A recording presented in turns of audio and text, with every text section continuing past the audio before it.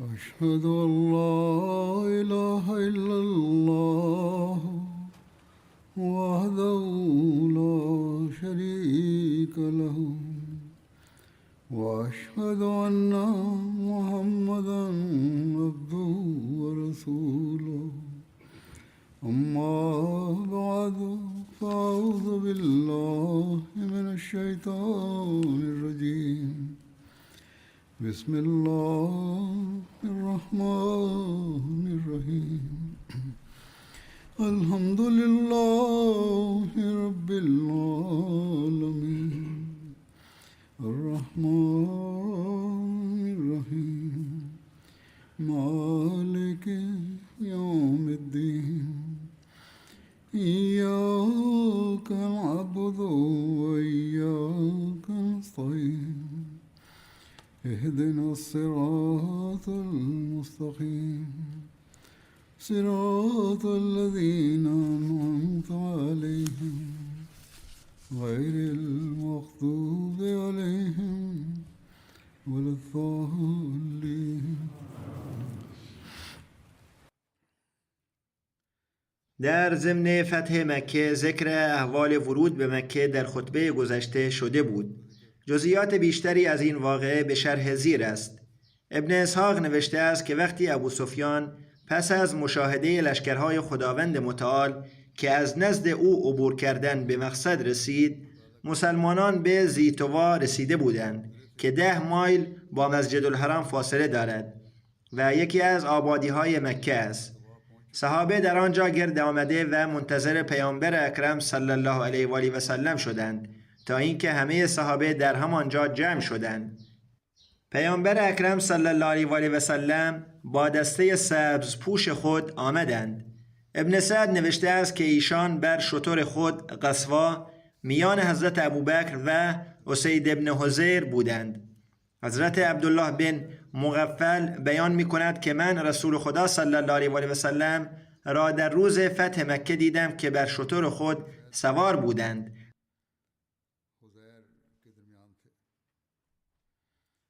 و سوره فتح را تلاوت می کردند. این روایت در بخاری آمده است. حضرت انس روایت می کند که وقتی پیامبر اکرم صلی الله علیه و آله و سلم وارد مکه مکرمه شدند، مردم برای زیارت ایشان آمدند. به دلیل فروتنی سر مبارک ایشان به جلوه کجاوه شتر می خورد، یعنی به بخشی از نشیمنگاه شتر که نشسته بود سرشان نزدیک یا در تماس بود. هنگام ورود به مکه مکرمه عمامه سیاه بر سر داشتند. پرچم و علم ایشان نیز سیاه بود. بر اساس برخی روایات علم کوچک یعنی لوا سفید رنگ بود.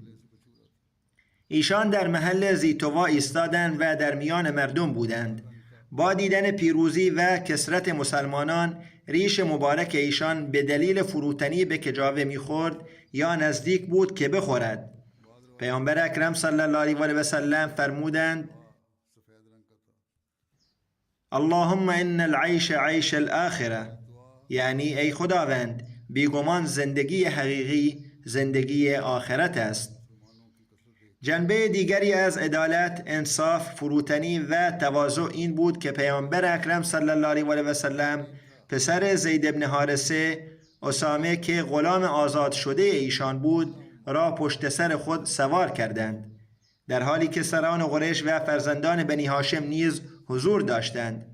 پیامبر اکرم صلی الله علیه و آله و سلم در 20 ماه رمضان وارد مکه شدند. در آن هنگام خورشید تا حدی بالا آمده بود. حضرت مسیح موعود علیه السلام بیان می‌فرمایند: این علو و برتری که به بندگان خاص خداوند داده می شود در رنگ فروتنی است و علو شیطان با استکبار آمیخته بود.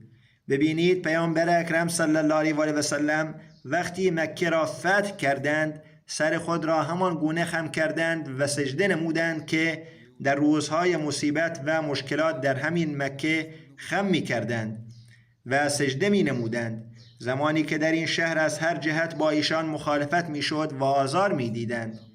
وقتی دیدند که در چه حالی از اینجا رفته بودند و اکنون در چه حالی بازگشتند، دل ایشان از شکر خداوند پر شده و سجده کردند.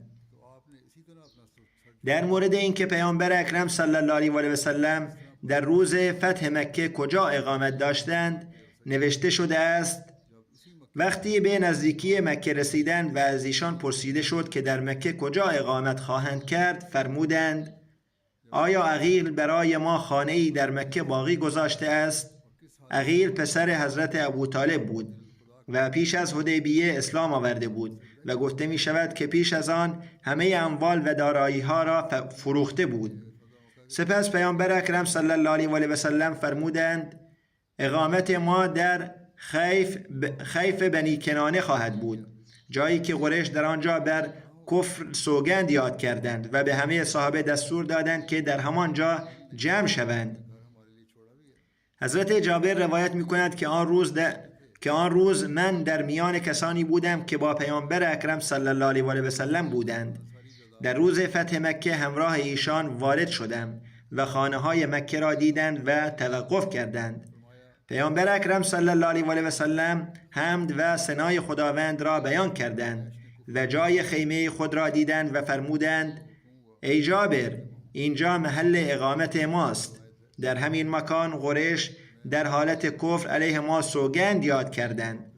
حضرت جابر میگوید: در این لحظه آنچه را که در مدینه از پیامبر اکرم صلی الله علیه و سلم شنیده بودم به یاد آوردم که فرموده بودند: وقتی مکه را فتح کنیم اقامت ما در خیف بنی کنانه خواهد بود، جایی که در حالت کفر سوگند یاد کردند که با بنی هاشم خرید و فروش نکنند، با آنان ازدواج نکنند، به آنان پناه ندهند و آنان را مجبور کردند که در دره شعب ابی طالب محصور به نظر علما پیامبر اکرم صلی الله علیه و سلم برای اظهار شکر در پیشگاه خداوند متعال تصمیم به اقامت در این مکان گرفتند. برخی این باور را دارند. بر اساس برخی روایات به ایشان عرض شد که در مکه در خانه‌ای غیر از خانه خود اقامت فرمایند. پیامبر اکرم صلی الله علیه و سلم نپذیرفتند و فرمودند: من وارد خانه‌های دیگر نخواهم شد. حضرت ابو رافع در محل هجون خیمه ایشان را برپا کرد. همراه پیامبر اکرم صلی الله علیه و سلم از همسران ایشان حضرت ام سلمه و میمونه بودند. برای هر نماز از هجون به مسجد الحرام تشریف می آوردند. حضرت مصلح موعود رضی الله عنه از کتب تاریخ نقل می کند که وقتی رسول خدا صلی الله علیه و سلم وارد مکه شدند، مردم از ایشان پرسیدند: یا رسول الله، آیا در خانه خود اقامت خواهید کرد؟ فرمودند: آیا عقیل که پسر عموی ایشان است برای ما خانه‌ای باقی گذاشته است؟ یعنی پس از هجرت من بستگانم همه اموال مرا فروخته و تصاحب کرده‌اند. اکنون در مکه برای من هیچ مأوایی نیست. سپس فرمودند: ما در خیف بنی کنانه اقامت خواهیم کرد. این میدان مکه بود که قریش و قبیله کنانه در آنجا سوگند یاد کردند که تا زمانی که بنی هاشم و بنی عبدالمطلب محمد رسول خدا صلی الله علیه و سلم را تسلیم ما نکنند و از او دست نکشند، با آنان ازدواج و خرید و فروش نخواهیم کرد. پس از این پیمان رسول خدا صلی الله علیه و سلم عمویشان ابو طالب و همه افراد جماعتشان به دره ابو طالب پناه بردند و پس از 3 سال رنج شدید خداوند متعال آنان را نجات داد. انتخاب پیامبر اکرم صلی الله علیه و سلم چه لطیف بود.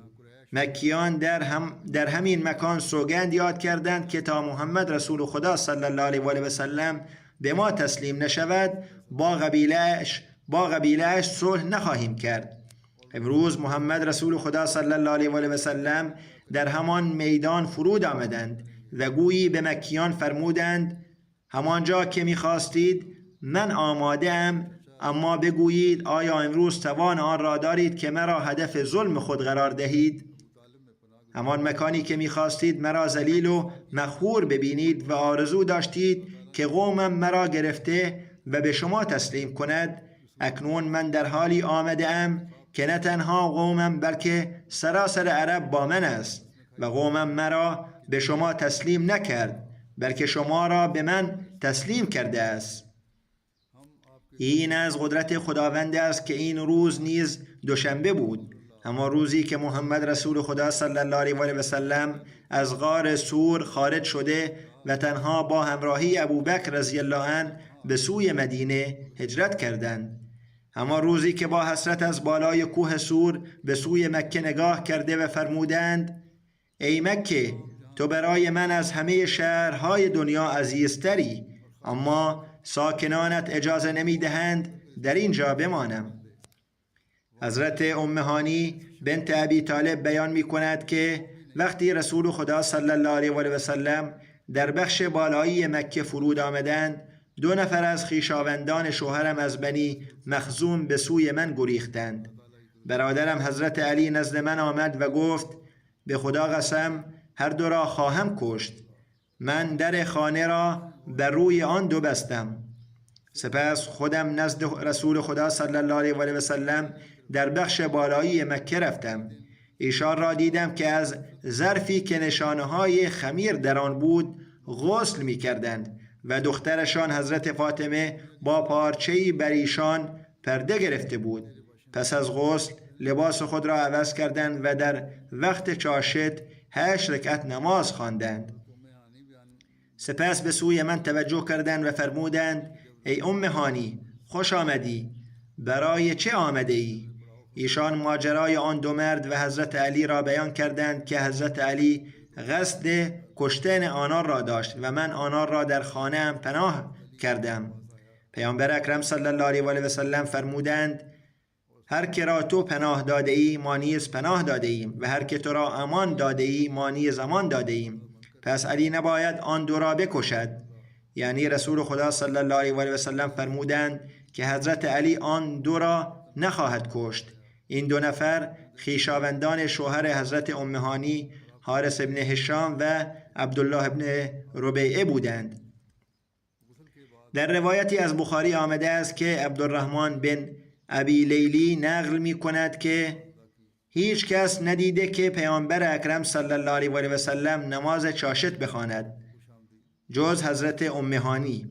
او می گوید کسی نقل نکرده که پیامبر اکرم صلی الله علیه و سلم را در حال نماز چاشت دیده باشد جز ام هانی. یعنی فقط این روایت از ام هانی است که ایشان نماز چاشت می‌خواندند و شاهد دیگری برای آن نیست. حضرت ام هانی بیان می‌کند که پیامبر اکرم صلی الله علیه و سلم در روز فتح مکه به خانه او آمدند و غسل کردند و 8 رکعت نماز خواندند. من نمازی سبکتر از این ندیده بودم، اما ایشان رکوع و سجده را کامل انجام می‌دادند. این روایت بخاری است. درباره 8 رکعت نمازی که پیامبر اکرم صلی الله علیه و سلم خواندند، علما نظرات مختلفی دارند که این چه نمازی بود. برخی گفتند که این نماز چاشت یا اشراق بود، برخی آن را نماز اشراق دانستند و برخی نماز چاشت. برخی معتقدند این نماز فتح بود که پس از فتح شهری یا قلعه‌ای به شکرانه خوانده میشد و به همین سنت بعداً امرای اسلام پس از فتوحات 8 رکعت نماز می‌خواندند. نظر دیگر این است که در شب فتح مکه به دلیل برخی امور بسیار مهم پیامبر اکرم صلی الله علیه و سلم آنقدر مشغول بودند که وقت نماز تهجد را نیافتند و آن را صبح پس از طلوع آفتاب ادا کردند. شاید به همین دلیل این مسئله مطرح شده که اگر به علتی نماز تهجد فوت شود باید پس از طلوع آفتاب 8 رکعت نماز خواند.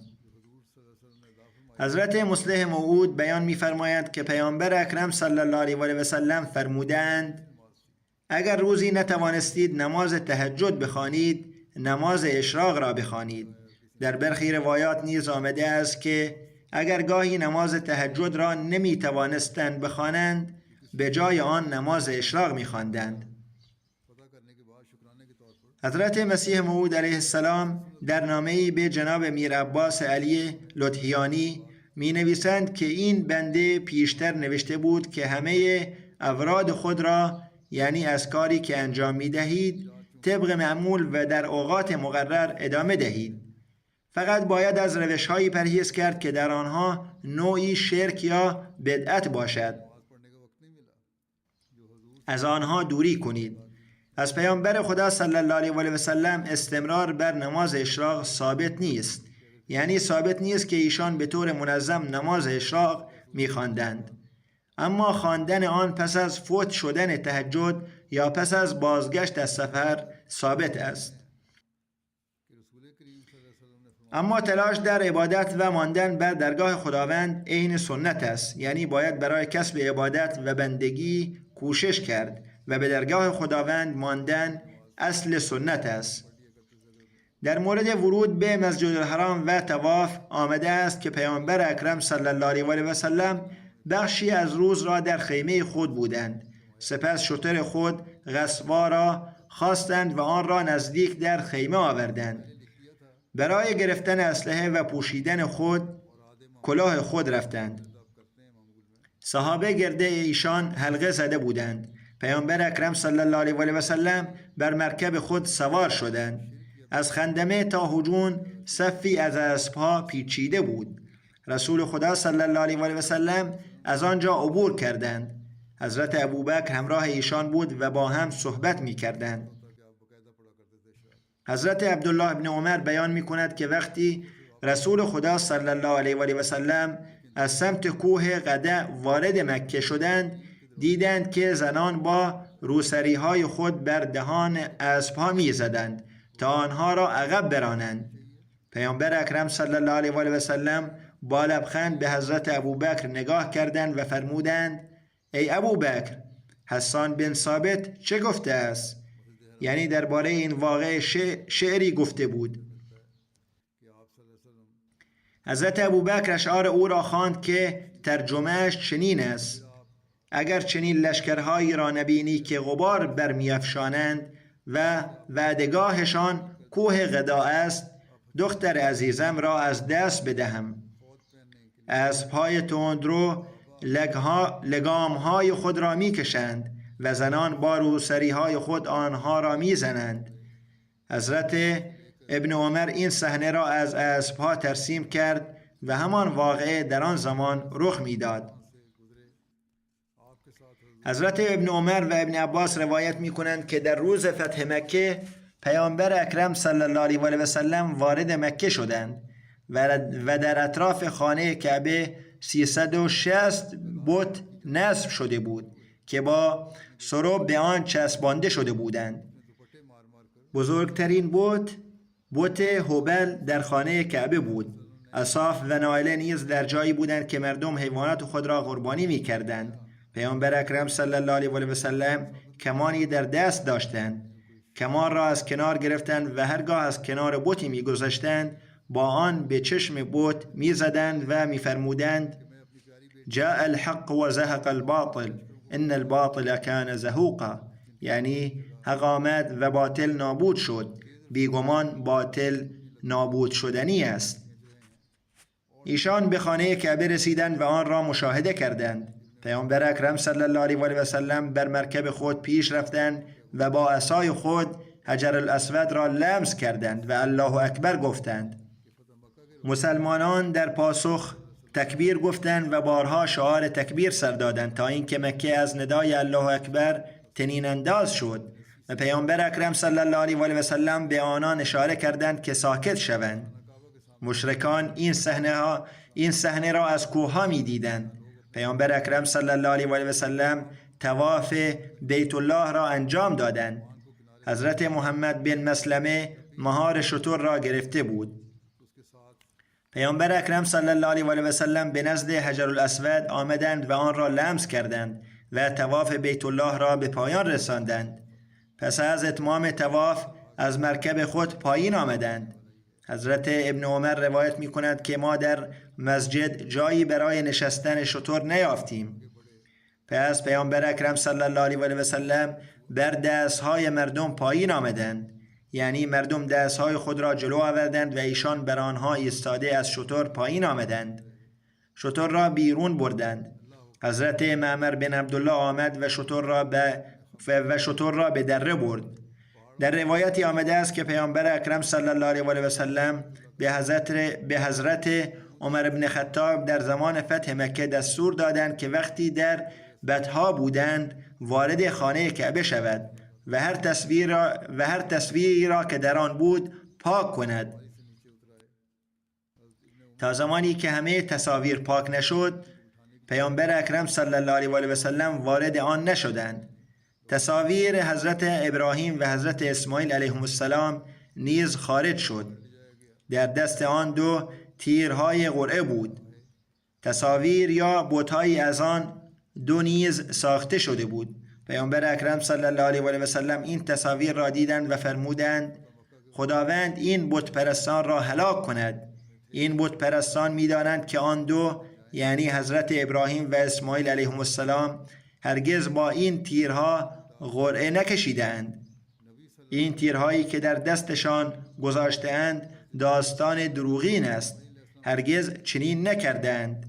پیامبر اکرم صلی الله علیه و سلم به مقام ابراهیم آمدند و زره بر تن داشتند. در آنجا 2 رکعت نماز خواندند. سپس به کنار زمزم رفتند. حضرت عباس بن عبدالمطلب یا حضرت ابو سفیان بن حارث بن عبدالمطلب دلو آبی برای ایشان کشید. پیامبر اکرم صلی الله علیه و سلم از آن نوشیدند و وضو گرفتند. صحابه به صورت آب وضوی ایشان را می گرفتند و به صورت خود می مالیدند. مشرکان به آنان نگاه می کردند و شگفت زده بودند و می گفتند ما هرگز درباره پادشاهی چنین بزرگ نشنیده و ندیده ایم. پس از فتح مکه پیامبر اکرم صلی الله علیه و سلم درباره بت هبل دستور دادند تا آن را سرنگون کنند و ایشان در کنار آن ایستاده بودند. حضرت زبیر بن عوام به ابو سفیان گفت ای ابو سفیان هبل سرنگون شد در حالی که در روز احد درباره آن بسیار مغرور بودی و اعلام کردی که هبل به شما نعمت داده است. ابو سفیان گفت ای پسر عوام این سخنان را رها کن زیرا اکنون می‌دانم که اگر خدایی جز خدای محمد صلی الله علیه و سلم وجود داشت آنچه امروز رخ داد رخ نمیداد. سپس پیامبر اکرم صلی الله علیه و سلم در گوشه‌ای از خانه کعبه نشستند و مردم گرد ایشان جمع شدند. حضرت ابو هریره رضی الله عنه بیان می‌کند که پیامبر اکرم صلی الله علیه و سلم در روز فتح مکه نشسته بودند و حضرت ابوبکر با شمشیر کشیده برای حفاظت کنار سر ایشان ایستاده بود. حضرت ابن عمر روایت می‌کند که پیامبر اکرم صلی الله علیه و سلم در سال فتح مکه بر شتر اسامه ابن زید آمدند. سپس عثمان ابن طلحه را فرا خواندند و فرمودند کلید را بیاور. او نزد مادرش رفت اما مادرش از دادن کلید خانه کعبه امتناع کرد. او گفت به خدا قسم باید این کلید را بدهی یا این شمشیر از پشت من عبور خواهد کرد. یعنی اگر ندهی بر من و تو سخت خواهد شد و سرانجام باید بدهی. راوی میگوید سرانجام مادرش کلید را داد. او کلید را نزد پیامبر اکرم صلی الله علیه و سلم آورد و تقدیم کرد.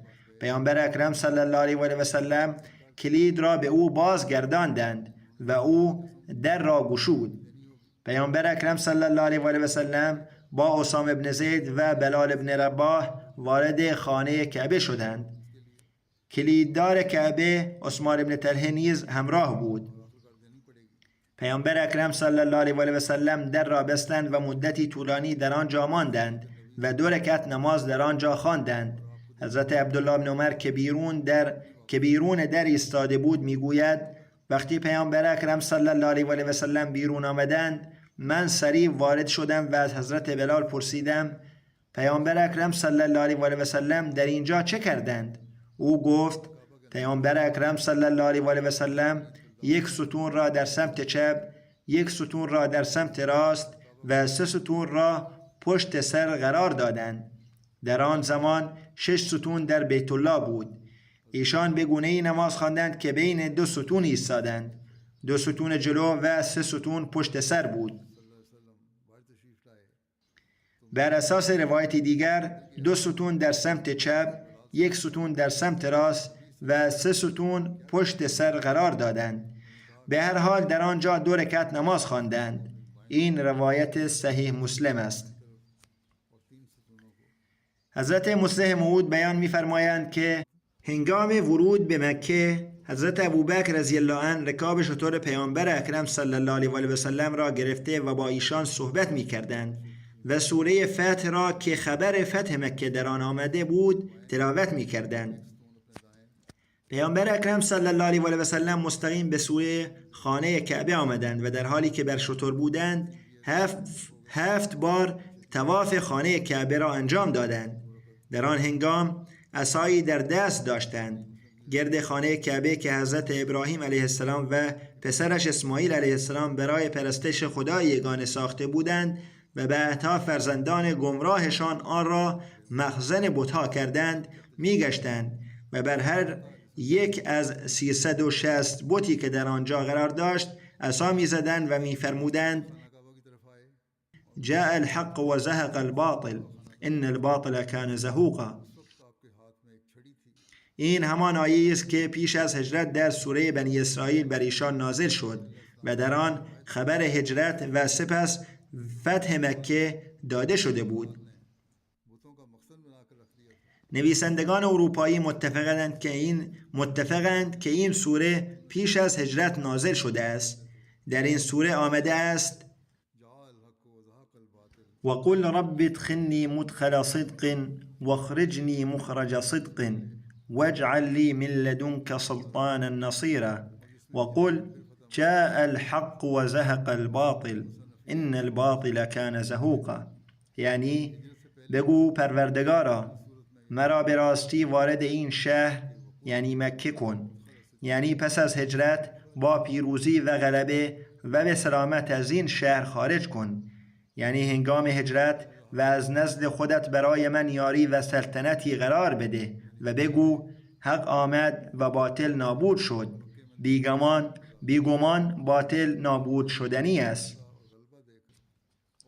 تحقق لفظ به لفظ این پیشگویی و احساساتی که هنگام تلاوت آن توسط حضرت ابوبکر رضی الله عنه در دل مسلمانان و کفار ایجاد شد قابل توصیف با کلمات نیست.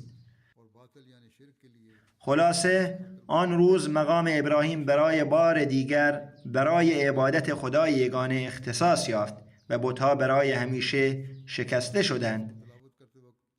وقتی پیامبر اکرم صلی الله علیه و سلم با عصای خود بر بت هبل زدند و آن از جای خود افتاد و شکست، حضرت زبیر با لبخند به ابو سفیان نگاه کرد و گفت ابو سفیان به یاد داری روز احد که مسلمانان زخمی و گوشه نشین بودند تو با غرور اعلام کردی اعل هبل هبل را بزرگ بدارید و اینکه هبل در روز احد به شما پیروزی داد. امروز میبینی که قطعات هبل پیش و روی تو افتاده است. ابو سفیان گفت زبیر این سخنان را رها کن. امروز به خوبی میبینم که اگر خدای جز خدای محمد رسول خدا صلی الله علیه و سلم وجود داشت آنچه امروز میبینم هرگز رخ نمیداد. سپس پیامبر اکرم صلی الله علیه و سلم دستور دادند تا تصاویر حضرت ابراهیم و غیره که در خانه کعبه بود پاک شود و در خانه کعبه 2 رکعت نماز به شکرانه تحقق وعده های خداوند متعال خواندند. سپس بیرون آمدند و بیرون نیز 2 رکعت نماز خواندند. برای پاک کردن تصاویر خانه کعبه پیامبر اکرم صلی الله علیه و سلم حضرت عمر را مأمور کردند. او به این دلیل که حضرت ابراهیم علیه السلام را ما نیز پیامبر می‌دانیم تصویر او را پاک نکرد. پیامبر اکرم صلی الله علیه و سلم وقتی آن تصویر را دیدند فرمودند عمر چه کردی؟ آیا خداوند نفرموده است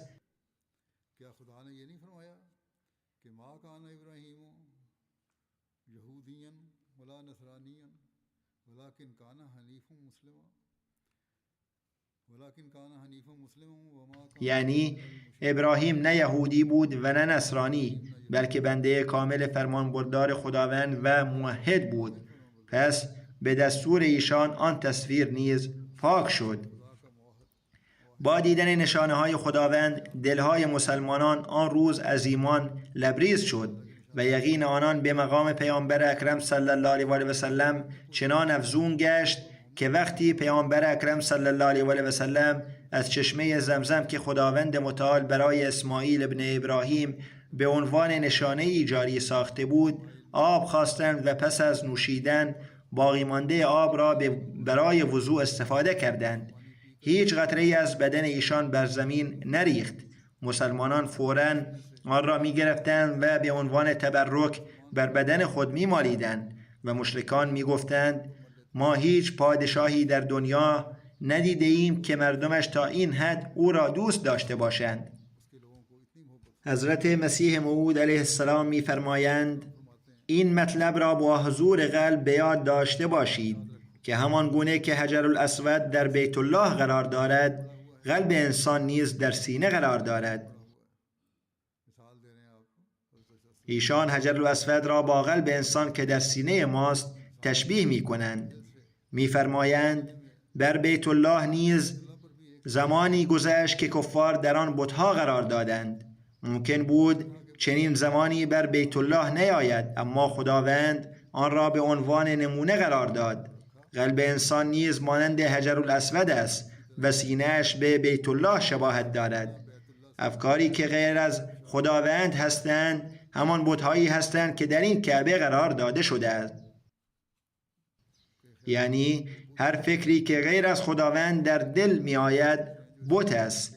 نابودی بت‌های مکه زمانی رخ داد که پیامبر اکرم صلی الله علیه و آله و سلم با 10,000 نفر از قدیسان وارد آنجا شدند و مکه فتح شد.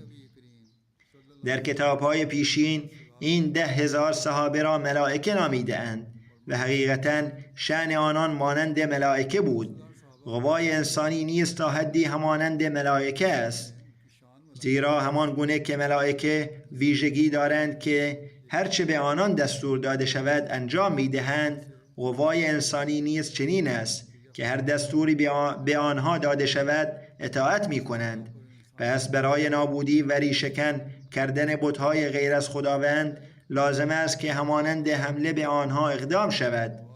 این لشکر با تزکیه نفس آماده می شود و پیروزی نصیب کسی می شود که تزکیه می کند. چنان که در قرآن شریف آمده است قد افلح من زکاها. در حدیث شریف نیز آمده است که اگر قلب اصلاح شود تمام بدن اصلاح می شود. و این چه سخن حقیقی است. چشم، گوش، دست، پا، زبان و دیگر اعضا در حقیقت بر اساس حکم قلب عمل می کنند. فکری می آید و هر عضوی که مربوط به آن باشد فوراً برای اجرای آن آماده می شود. ایشان این مثال را چنین بیان کردند که بت‌های دل خود را نیز دور کنید تا مؤمن حقیقی شوید. پیامبر اکرم صلی الله علیه و آله و سلم در آنجا خطبه‌ای نیز ایراد فرمودند. حضرت ابن عباس رضی الله عنه روایت می کند که پیامبر اکرم صلی الله علیه و آله و سلم در روز فتح مکه فرمودند اکنون هجرت نیست، اما جهاد و نیت باقی است و هرگاه برای جهاد فرا خوانده شوید برای جهاد بیرون روید. و این شهر مکه را خداوند از روزی که آسمانها و زمین را آفرید حرم قرار داده است. پس تا روز قیامت این شهر به حرمت خداوند حرم است و پیش از من برای هیچ کس جنگ در آن جایز نبود و برای من نیز تنها در ساعتی از روز جایز است. پس این شهر تا روز قیامت به حرمت خداوند حرم است. خار آن شکسته نشود و شکارش ترسانده نشود، یعنی نباید آن را ترساند. هیچ چیز افتاده ای از آن برداشته نشود مگر کسی که آن را به صاحبش معرفی کند و علف آن بریده نشود. حضرت عباس گفت یا رسول الله از خر را مستثنی کنید. از خر نوعی علف است که برای صنعتگرانشان و خانه هایشان لازم است. پیامبر اکرم صلی الله علیه و آله و سلم فرمودند جز از خر، بله می توانید از خر را برای اهداف خود ببرید. حضرت ابو هریره رضی الله عنه بیان می کند که وقتی خداوند متعال مکه را بر پیامبرش صلی الله علیه و سلم گشود، ایشان در میان مردم ایستادند و حمد و ثنای خداوند را بیان کردند. سپس فرمودند: بیگمان خداوند مکه را از اصحاب فیل محفوظ داشت و پیامبر و مؤمنان را بر آن پیروز گردانید. پیش از من برای هیچ کس جایز نبود و برای من نیز تنها در ساعاتی از روز جایز شد و پس از من برای هیچ کس جایز نخواهد بود. پس شکارش ترسانده نشود، خار آن شکسته نشود و هیچ چیز افتاده ای از آن برداشته نشود مگر کسی که آن را اعلام کند. و هر کسی کشته شود دو راه دارد، یا دیه بگیرد یا قصاص کند. حضرت عباس عرض کرد: جز از خر، زیرا ما آن را در قبور و خانه هایمان استفاده می کنیم. پیامبر اکرم صلی الله علیه و سلم فرمودند: جز از خر، بله، می توانید آن را ببرید. ابو شاه مردی از اهل یمن برخاست و عرض کرد: یا رسول الله، برای من بنویسید. پیامبر اکرم صلی الله علیه و سلم فرمودند: برای ابو شاه بنویسید. راوی میگوید: از اوزاعی پرسیدم منظورش از این که گفته برای من بنویسید چه بود؟ او گفت منظورش این بود که خطبه ای را که پیامبر اکرم صلی الله علیه و سلم ایراد فرمودند و او شنیده است برایش بنویسید. پس پیامبر اکرم صلی الله علیه و سلم آن را برایش نوشتند. در سیره ابن هشام آمده است که پیامبر اکرم صلی الله علیه و سلم بر در خانه کعبه ایستادند و فرمودند: معبودی جز خداوند نیست، او یکتاست و شریکی ندارد. وعده‌اش را راست گردانید و به تنهایی همه گروه ها را شکست داد. ای مردم، همه فخر، همه انتقام و همه خونبها زیر پای من است، جز کلیدداری خانه کعبه و سقایت زمزم که همان گونه که پیش از این بود به همان کسانی که این خدمت را داشتند واگذار می شود. ای مردم، هر کس به اشتباه کشته شود، خواه با چوب یا تازیانه، دیه کامل یعنی 100 شتر است. ای قریش، خداوند متعال نخوت و فخر جاهلیت را که با پدران انجام میدادید از شما دور کرد. این فخر دیگر وجود ندارد. همه مردم از فرزندان آدم هستند و آدم از خاک آفریده شده است. سپس این آیه را تلاوت فرمودند: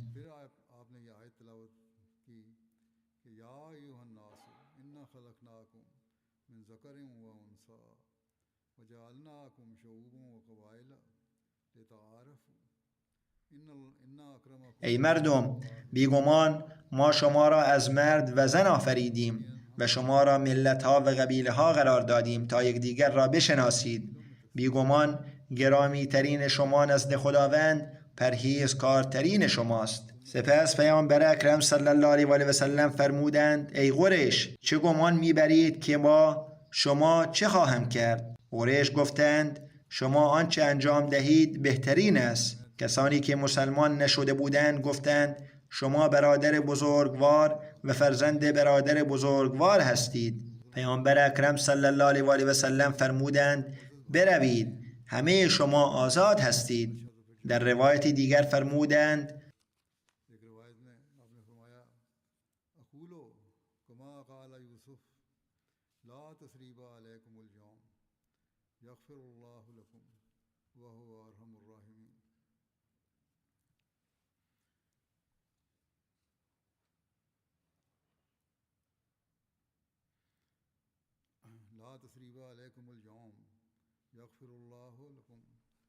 یعنی همان را میگویم که یوسف گفت: امروز بر شما سرزنشی نیست، خداوند شما را میبخشد و او مهربان ترین مهربانان است.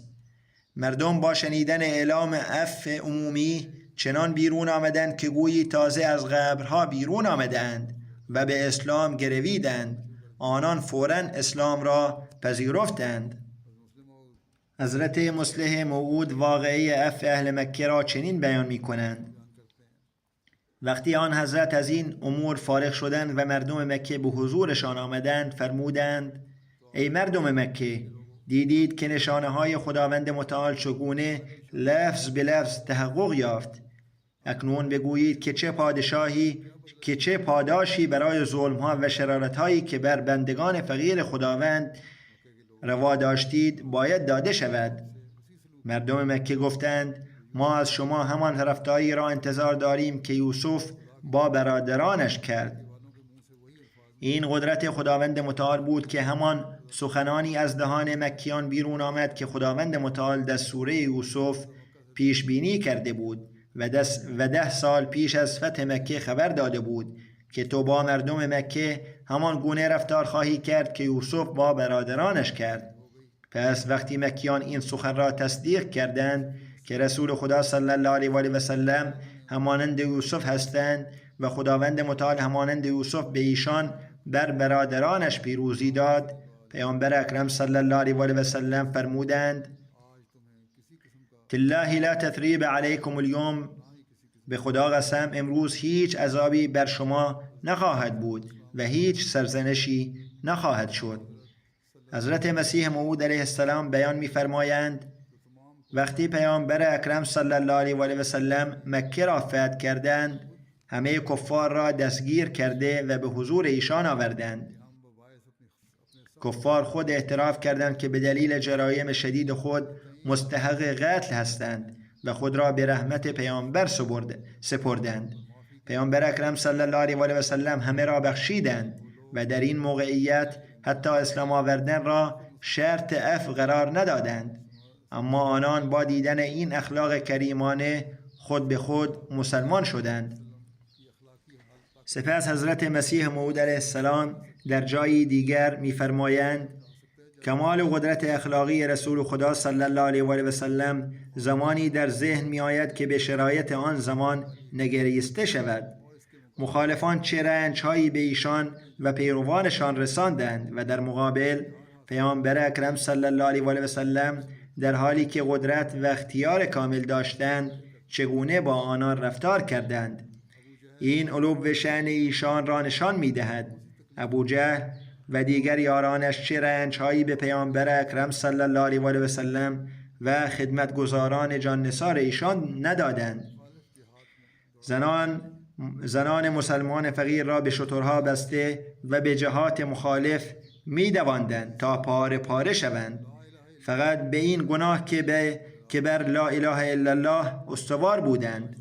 اما پیامبر اکرم صلی الله علیه و آله و سلم در مقابل صبر و بردباری پیشه کردند و وقتی مکه فتح شد با گفتن لا تثریب علیکم اليوم همه را بخشیدند.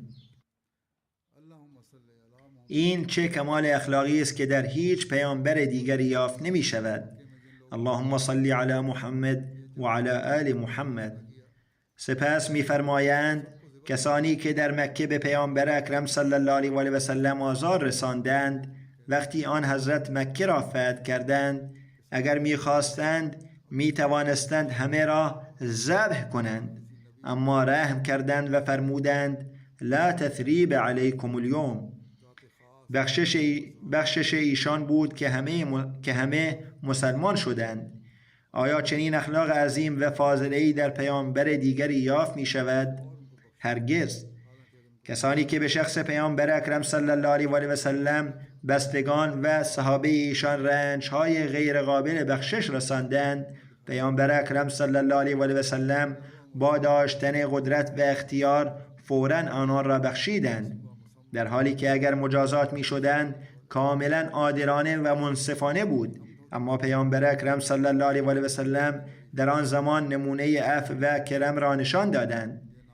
این امور علاوه بر معجزات بر صحابه تأثیر گذاشت و به همین دلیل ایشان به حق محمد صلی الله علیه و آله و سلم نامیده شدند. در زمین و آسمان حمد و ستایش ایشان می شود و این نام را خداوند متعال به عنوان نمونه به دنیا داده است. تا زمانی که انسان چنین اخلاقی را در خود ایجاد نکند فایده ای ندارد. انسان نمیتواند محبت خداوند را به طور کامل در خود ایجاد کند مگر اینکه اخلاق و روش پیامبر اکرم صلی الله علیه و سلم را راهبر و راهنمای خود قرار دهد. اللهم صل علی محمد و علی آل محمد. بقیه داستانها را در آینده بیان خواهم کرد. در این زمان میخواهم به 2 مرحوم نیز اشاره کنم و نماز غایب آنان را بعداً بخوانم. اولی سید لبنی احمد همسر سید مولود احمد مرحوم بودند. در روزهای گذشته در سن 71 سالگی وفات یافتند. انا لله و انا الیه راجعون. به فضل خداوند متعال موسی بودند. اگرچه به طور مرکزی خدمتی نکردند، اما در محله و حلقه خود فرصت خدمت در لجنه را داشتند. ازدواج ایشان با سید مولود احمد بود که فرزند سید امت الحکیم بیگم و سید داوود مظفر شاه بودند. عقد ایشان را حضرت خلیفة المسیح الثالث خواندند. چون در آن برخی نصایح نیز هست، لذا برخی از سخنان عقد را می‌خوانم، زیرا این نصایح برای ازدواج‌های امروزی نیز مفید است. حضرت خلیفة المسیح الثالث فرموده بودند روابط زناشویی مانند پیوند درخت است که در ابتدا باید با دقت نگهداری شود. طبق توصیه قرآن کریم این پیوند باید با رشته‌های قول سدید بسته شود تا حفاظت گردد و مسئولیت آن نه تنها بر عهده زن و شوهر بلکه بر خانواده‌ها، محیط و حتی دوستان آنان نیز هست. زیرا بسیاری از خرابی‌ها بر اثر بدگمانی، سخنچینی، بی‌صبری یا عصبانیت ایجاد می‌شود و برای جلوگیری از آنها قول سدید رشته‌ای بسیار محکم است. سپس فرمودند خدا کند که عقدی که اکنون اعلام می‌کنم برای هر 2 خانواده، جماعت و انسانیت پربرکت باشد و نسل خادم دین از آن برخیزد و می‌توانم بگویم چون خویشاوندی نیز بود که سید لبنی تلاش کردند تا این سخنان حضرت خلیفة المسیح الثالث را در روابط خود عملی کنند. سپس فرمودند امروز عقد می کنم، عقد پسر خواهر کوچک من امت الحکیم و سید داوود مظفر شاه آقای مولود احمد را به دختر دکتر سید غلام مجتبی می خوانم. آقای دکتر چون واقف زندگی و پزشک بودند در آفریقا بودند. در آغاز طرح نصرت جهان از نخستین پزشکان واقف بودند که در غرب آفریقا به عنوان پزشک وقف خدمت کردند. خداوند دعای ایشان را مستجاب کرد، در دستشان شفا قرار داد و به عنوان جراح موفق در غنا کار کردند و سپس در نیجریه نیز خدمت کردند. پسر سید لبنی سید سعود احمد واقف زندگی است و اکنون معاون مدیر بیمارستان فضل عمر است.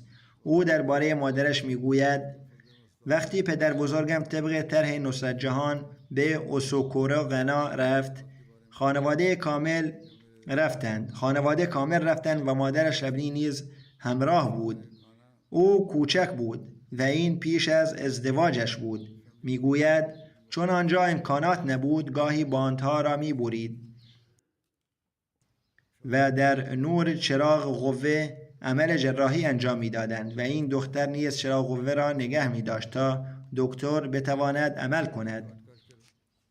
سپس می نویسد بسیار مهربان بود و با فراموش کردن درد خود به دیگران خدمت می کرد. حقوق شوهر، والدین، پدر و مادر شوهر را به خوبی ادا کردند. در سال 1986 از پله ها افتاد و کمرش آسیب دید. سپس به سرطان و دیابت مبتلا شد، اما هرگز شکایت نکرد و با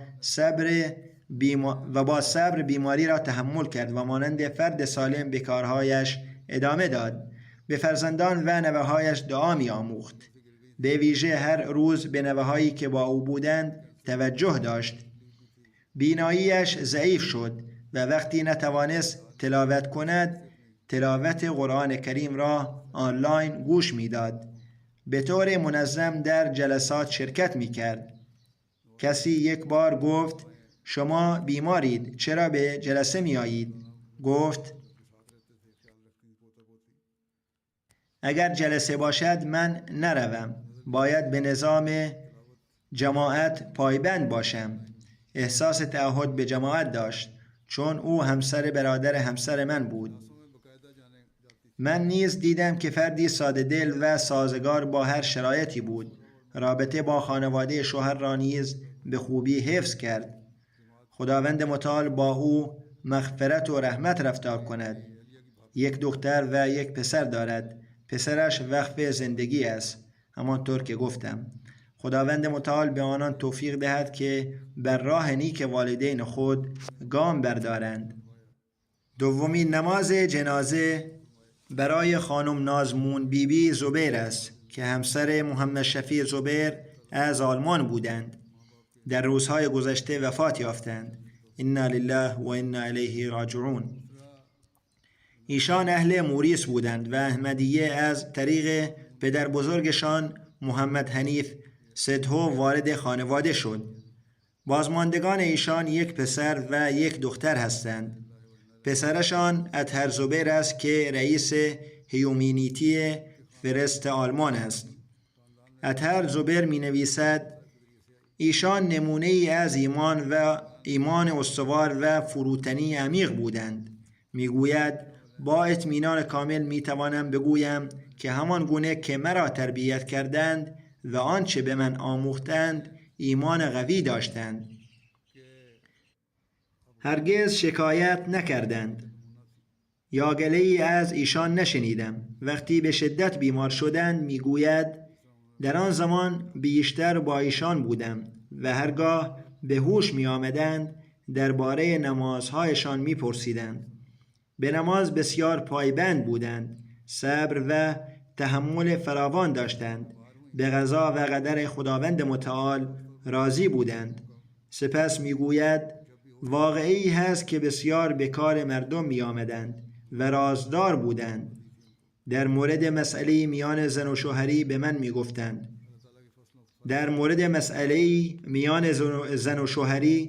می گفتند. از شوهر بپرس که چه کرده است. زن چه گفته است؟ گفتم نه، او به من اعتماد کرده و گفته است به تو نخواهم گفت مگر اینکه خودش بخواهد به تو بگوید، اما سعی کن که میانشان صلح برقرار شود. ارتباط عمیقی با خلافت داشتند و خطبه ها را با دقت گوش می دادند. حتی نوهشان نوشته است که 2 یا 3 بار گوش می دادند و می گفتند بار اول نمی فهمم و اگر خوب گوش ندهم فایده‌ای ندارد. ارتباط محکمی با خداوند متعال داشتند و صاحب رؤیا بودند. چند خواب ایشان به حقیقت پیوست. در همین روزهای آخر بیماری آقای زبیر می نویسد گفتند آیا من سرطان ندارم؟ CT اسکن شد و معلوم شد واقعا سرطان مثانه دارند. پرسیدند از کجا فهمیدی؟ گفتند خداوند متعال به من خبر داده است. یکی از بستگان فوت شده اشان آمد و گفت شاید پسرت به تو نگوید که نگران نشوی، اما من به تو میگویم که سرطان داری. پس خداوند متعال حتی بیماریشان را نیز پیشاپیش به ایشان خبر داده بود. عروسشان آلمانی است و با او نیز رابطه و تربیت خوبی داشتند. به گونه‌ای که هر دو با وجود آلمانی بودند در هر موردی با ایشان مشورت می کردند و هر گونه فداکاری برایشان می کردند. یکی از عروسها سوزن زبیر می گوید به عنوان مادر شوهر نمونه‌ای روشن از شفقت و مهربانی بودند. هر چه داشتند همیشه شکرگزار بودند. با عروسها مانند دختران خود رفتار می کردند. با محبت اصلاحمان می کردند و همیشه برایمان دعا می کردند. عروس دیگر ماریا زبیر نیز می گوید وقتی ازدواج کردم به من پخت و پز و مهمان نوازی را آموختند و بدون هیچ فشار یا انتقادی این امور را یاد دادند و در دوران تحصیلم نیز بسیار کمک کردند. بعداً در رشته پزشکی تحصیل کرد و میگوید در فعالیت‌های جماعتی نیز کاملاً مرا حمایت کردند. از فرزندانم مراقبت کردند و همیشه دلگرمی می‌دادند. خداوند متعال با ایشان مغفرت و رحمت رفتار کند و فرزندانشان را وارث دعاهای ایشان قرار دهد. آمین.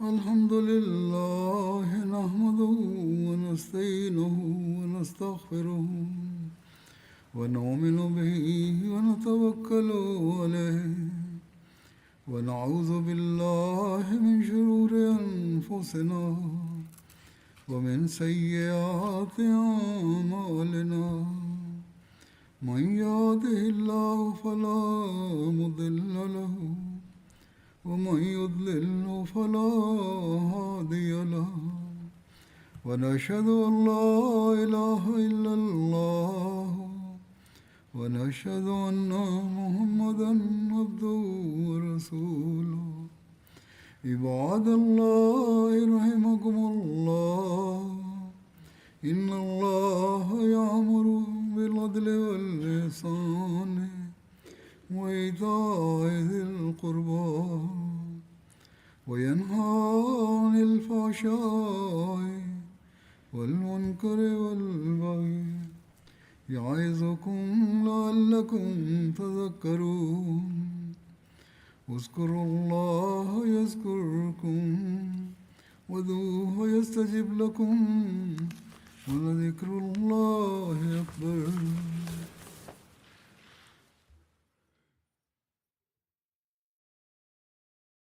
ما كان